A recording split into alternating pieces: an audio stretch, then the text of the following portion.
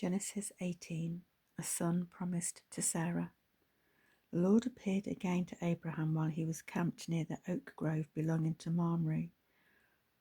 One day about noon, as Abraham was sitting at the entrance of his tent, he suddenly noticed 3 men standing nearby. He got up and ran to meet them, welcoming them by bowing low to the ground. "My Lord," he said, "if it pleases you, stop here for a while. Rest in the shade of this tree while my servants get some water to wash your feet. Let me prepare some food to refresh you. Please stay a while before continuing on your journey." "All right," they said, "do as you have said." So Abraham ran back to the tent and said to Sarah, "Quick, get 3 measures of your best flour and bake some bread." Then Abraham ran out to the herd and chose a fat calf and told a servant to hurry and butcher it. When the food was ready, he took some cheese, curds, and milk and the roasted meat, and he served it to the men. As they ate, Abraham waited on them there beneath the trees. "Where is Sarah, your wife?" they asked him. "In the tent," Abraham replied. Then one of them said, "About this time next year I will return, and your wife Sarah will have a son." Now Sarah was listening to this conversation from the tent nearby, and since Abraham and Sarah were both very old, and Sarah was long past the age of having children, she laughed silently to herself. "How could a worn-out woman like me have a baby?" she thought. "And when my master, my husband, is also so old."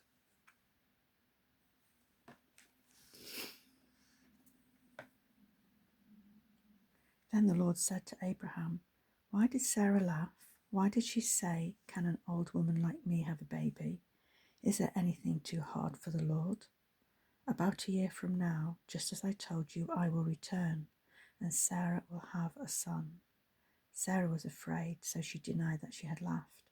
But then he said, "That is not true. You did laugh."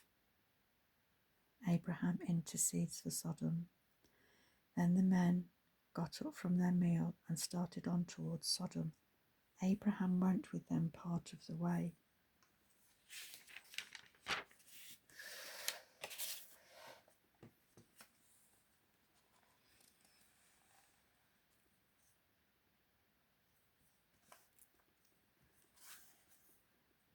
"Should I hide my plan from Abraham?" the Lord asked. "For Abraham will become a great and mighty nation, and all the nations of the earth will be blessed through him.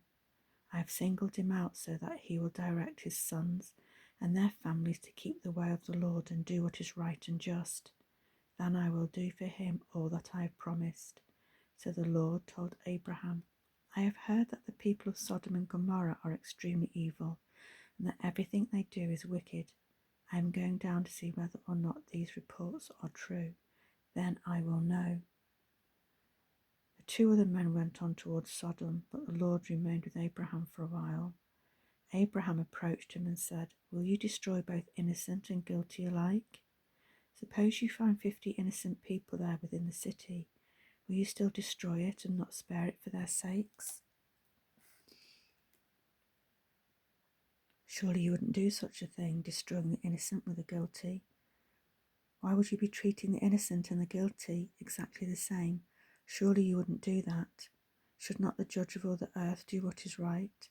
And the Lord replied, "If I find 50 innocent people in Sodom, I will spare the entire city for their sake." Then Abraham spoke again. "Since I have begun, let me go on and speak further to my Lord. Even though I am but dust and ashes, suppose there are only 45, will you destroy the city for lack of 5? And the Lord said, "I will not destroy it if I find 45. Then Abraham pressed his request further, "Suppose there are only 40. And the Lord replied, "I will not destroy it if there are 40. "Please don't be angry, my Lord," Abraham pleaded. "Let me speak. Suppose only 30 are found." And the Lord replied, "I will not destroy it if there are 30.